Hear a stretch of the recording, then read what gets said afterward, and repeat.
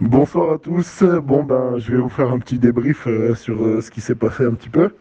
Avant tout, je tiens à dire qu'il est un barjo. Donc voilà, vous le saviez, je pense, mais là je le confirme. Fou.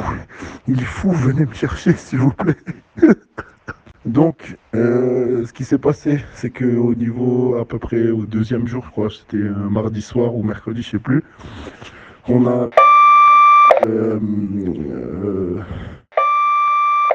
le grand con Ramsey, quoi, de Eric et Ramsey. Il a commencé à faire tout ça le soir et il a commencé à nous saouler, quoi. Du coup, ce qu'on a fait, c'est que on lui a dit, écoute, tu cherches, tu fais ton malin et tout, mais je suis sûr que si tu cherches, tu vas te faire défoncer la gueule parce que défonce.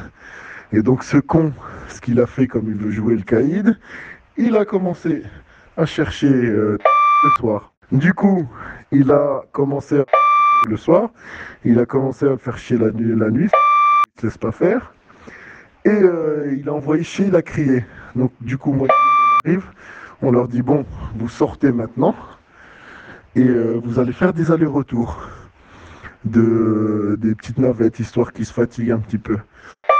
Jouer le jeu, mais cet enculé il a commencé à dire quoi? Il a dit, ma mère la pute, si je fais pas des allers-retours.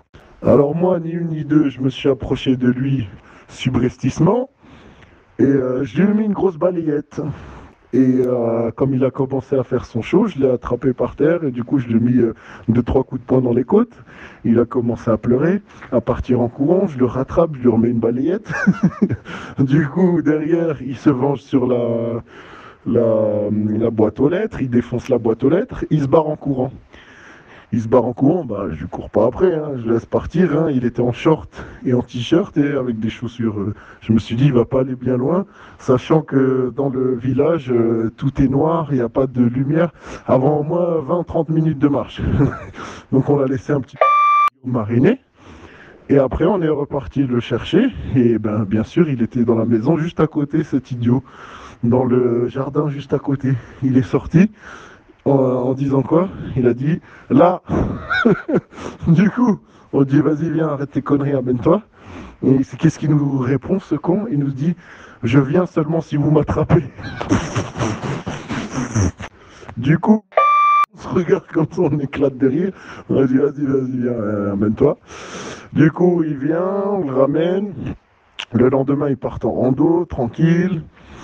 Ensuite, le surlendemain, comme on lui a fait un petit peu la misère à base de thon, etc., le matin, il est devant et non, moi j'ai pas envie de faire la rando, il se barre en courant.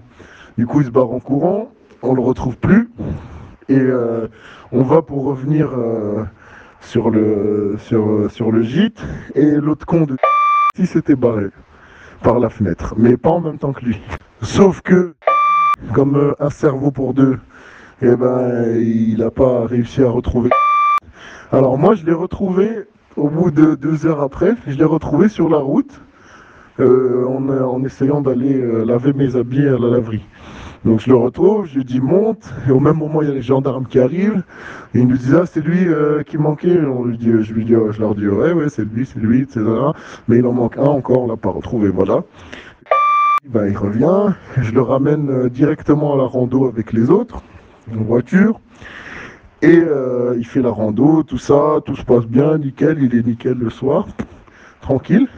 Et le lendemain, le lendemain, il commence à discuter la nuit, le lendemain, du coup il se barre le matin. Ces idiots finis. Sauf que en se barrant, ils se sont cachés directement dans le jardin d'à côté. Et sauf que ici, les gens, il n'y a personne qui habite ici, c'est vide. Les gens, quand ils ont vu qu'il y avait des petits jeunes qui ne connaissent pas dans le jardin, ils ont appelé la police, qui nous a rappelé, nous a dit voilà, il est dans tel et tel jardin. Du coup, on est retourné moi, dans le jardin où ils étaient. On les a trouvés. Et ni une ni deux, j'ai attrapé. J'ai mis une grosse balayette et quelques coups dans les côtes et un petit coup de poing qui coupe la respiration. Et un autre coup dans les côtes. Ils ont commencé à chialer. On les a ramenés au gîte. Après, il a commencé à leur crier dessus, tout ça. Il leur a mis une petite dose, quoi. Et, et ils sont quand même allés faire la rando aujourd'hui avec nous. Et là, ce soir, ben voilà, ils sont plutôt calmes. Du coup, bilan, il manque. Et c'est la mère qui l'a retrouvé apparemment. Je ne sais pas comment il est arrivé jusqu'à Mulhouse en si peu de temps. La mère nous a dit qu'il était chez elle. Et donc là, on attend la décision du juge s'il l'emmène au CEF ou s'il revient faire le camp. Voilà, voilà.